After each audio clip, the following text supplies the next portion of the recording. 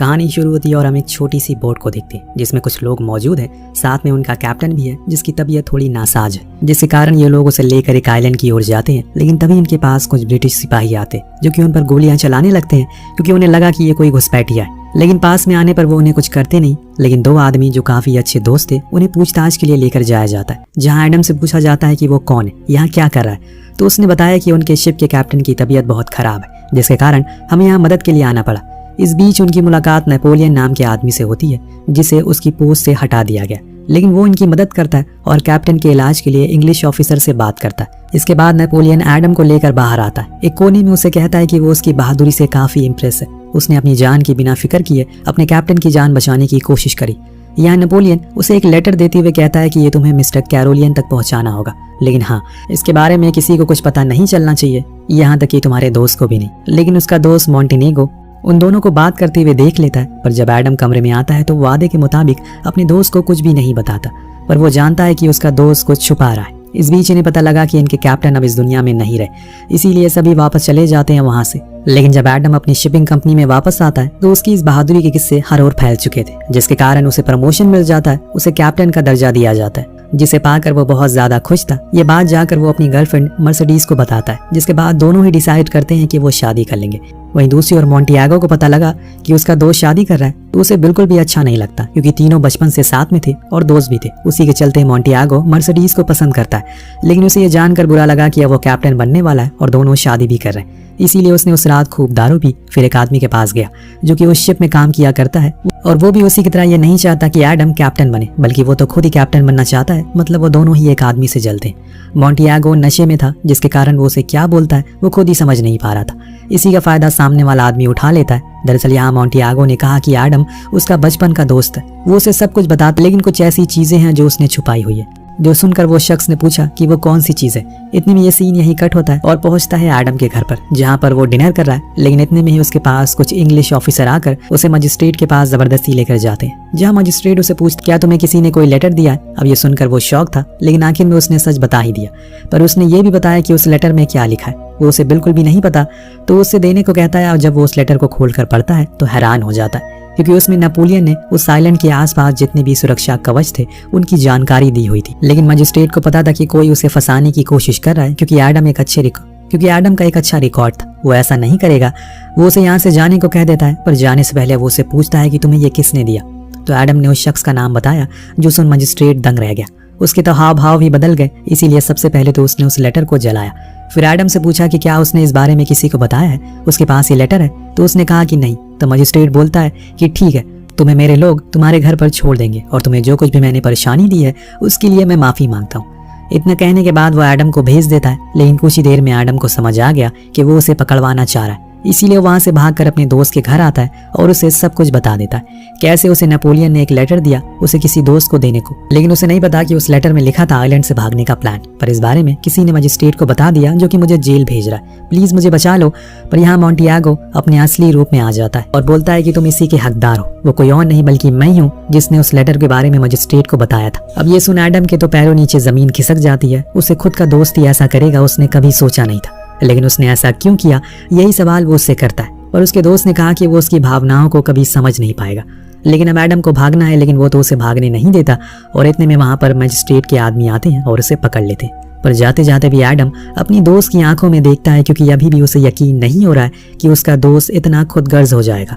उसने कभी नहीं सोचा था। लेकिन अब एडम की जिंदगी यहाँ से बहुत बदलने वाली है, क्योंकि अब उसे ये लोग एक ऐसी जेल में लेकर जा रहे हैं जिसके आसपास सिर्फ पानी है, यानी कि यहाँ से निकल पाना बहुत ही मुश्किल है। अब जेल के अंदर जाने पर उसकी सबसे पहले मुलाकात होती है जेल के वार्डन से, जो कि बहुत ही जालिम है। पर उसके सामने एडम ये कहता है कि वो बेकसूर है, उसे किसी ने जानबूझकर फंसाया है। जो बात वार्डन भी जानता है, क्योंकि उसका कहना था कि कोई भी किसी को यहाँ पर तब भेजता है जब उसे कुछ ऐसा पता हो जो कि वो नहीं चाहता कि वो बात किसी और को पता लगे, क्योंकि ये जेल नहीं जहन्नुम है, क्योंकि यहाँ से आज तक कोई भाग नहीं पाया।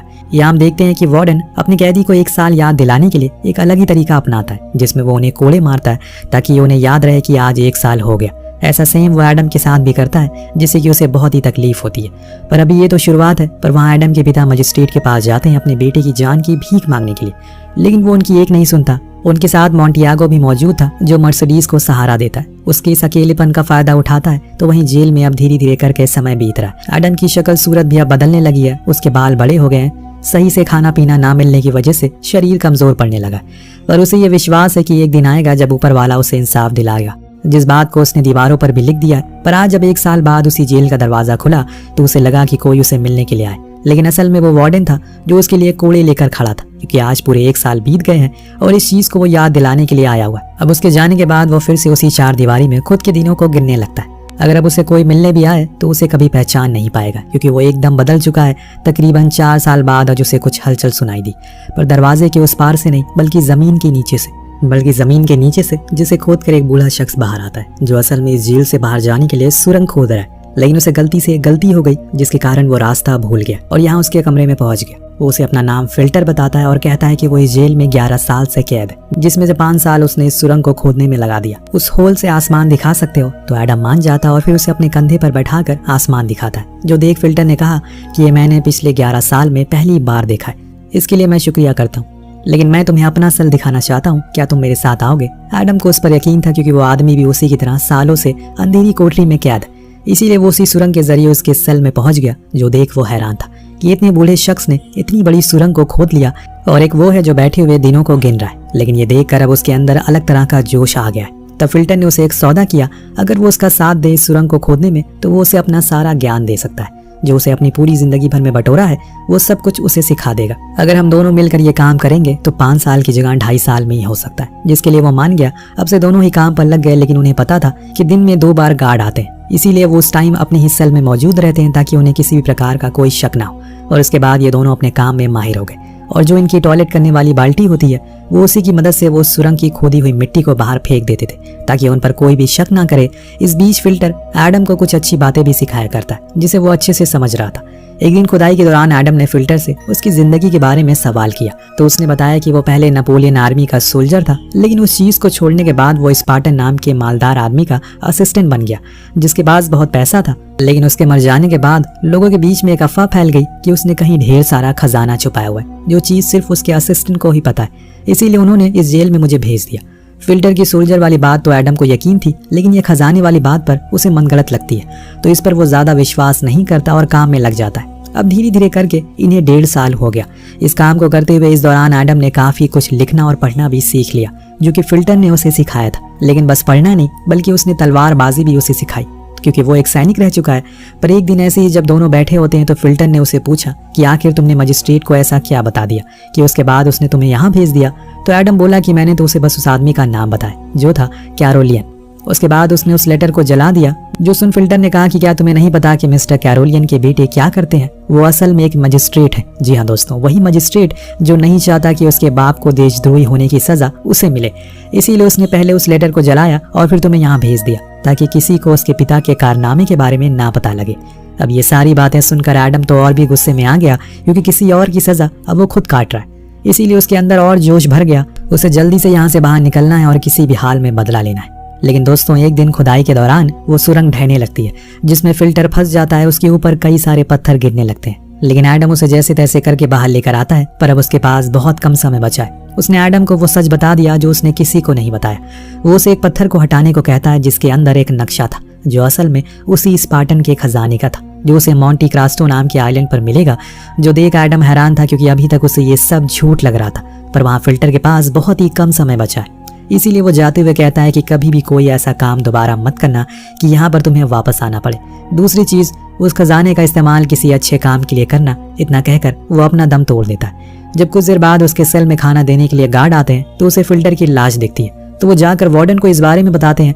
कुछ देर बाद वहाँ वार्डन अपने लोगों के साथ उस लाश को लेकर समुद्र में फेंकने जाता है। लेकिन दोस्तों, जैसे ही ये सभी उसे फेंकते हैं, तभी उस कपड़े के अंदर से एक हाथ आता है, जो वार्डन को भी खींचकर समुद्र में ले जाता है। दरअसल ये एडम था, जिसने खुद को फिल्टर की लाश के साथ बदल लिया और अब वो समुद्र में वार्डन को डुबाकर मार डालता है। जिसके बाद वहां से तैरते हुए एक अनजान जगह पर आता है, जो कि समुद्र किनारे थी।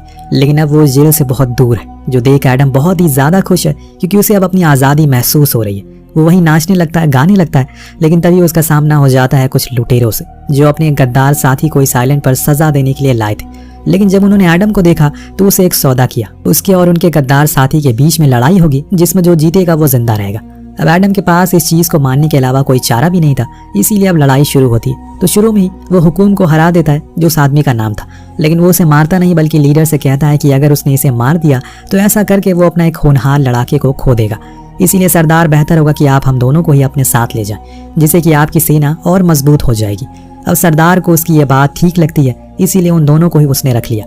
फिर पूरे 3 महीने का सफर तय करके एडम अपने घर पहुंचा। इन 3 महीनों में उसकी सबसे अच्छी दोस्ती हो गई। अब जब वो अपने शहर पहुंचा तो सबसे पहले अपने एक अंकल के पास गया। अपनी पहचान बदलकर वहां उन्होंने बताया कि उसके पिता की मौत हो चुकी है। जो उसकी गर्लफ्रेंड थी उसने उसके दोस्त से ही शादी कर ली।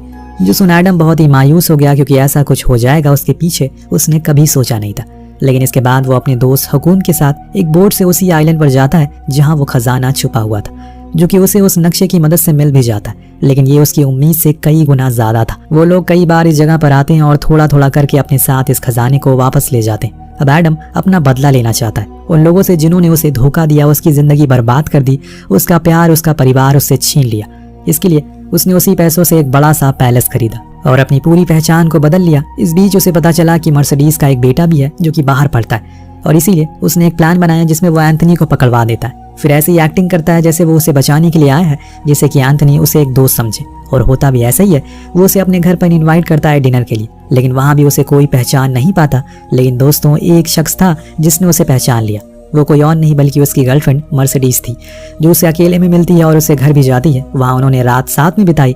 जब वो अगले दिन अपने घर गई तो वहां उसे पता लगा कि उसका पति अब बैंकरप्ट हो चुका है, इसीलिए उसने भागने का प्लान बनाया है। लेकिन मर्सिडीज ने मना कर दिया, क्योंकि अब वो एडम के साथ ही रहना चाहती है। उसने तो उसे धोखे से शादी की थी। यहाँ तक कि जो बेटा है वो भी उसका नहीं है बल्कि एडम का है। अब ये सुन वो गुस्से में फौरन अपनी उस जगह पर पहुंचता है जहाँ उसने अपने बचे हुए पैसों को छुपाया था। लेकिन वहां जाने पर उसे पता लगा कि वो तो गायब हो चुका है, जो किसी और ने नहीं बल्कि मोंटी क्रास्टो ने किया था, यानी कि एडम ने, जिसने अपना नाम बदल लिया है। पर आज वो उसे पहचान लेता है, लेकिन उसे तो अपनी आंखों पर यकीन ही नहीं हो रहा था कि वो अभी जिंदा कैसे है। लेकिन अब एडम बहुत आगे बढ़ चुका है। वो उसे मारने की फिराक में था, लेकिन तभी वहां पर एंथनी अपने पिता को बचाने के लिए आ गया। इतनी में मर्सिडीज ने आकर उसे सारी सच्चाई बता दी। जो सुन उसका बेटा भी अब एडम के साइड हो गया। जो चीज देखकर मोंटियागो बिल्कुल पागल हो गया।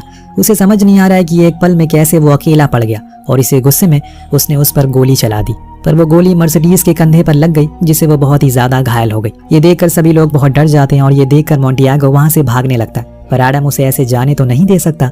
वो अपने बेटे को छोड़कर उसके पीछे भागा। दोनों के बीच में तलवारबाजी होती है, जिसमें एडम माहिर था। इसकी बदौलत उसने वो तलवार उसके सीने के आर पार कर दी। आज सालों बाद उसने अपना बदला ले लिया। कहानी के आखिर में हमें दिखाया जाता है कि वो मर्सिडीज एंथनी के साथ उसी जेल के बाहर खड़ा हुआ है जहाँ उसने वो 7 साल बिताए, लेकिन आज उसने उस जेल को ही खरीद लिया। पर इतना सब कुछ जो कुछ भी हुआ वो सब फिल्टर की बदौलत हुआ। अगर वो ना होता तो उसकी कहानी कुछ और होती।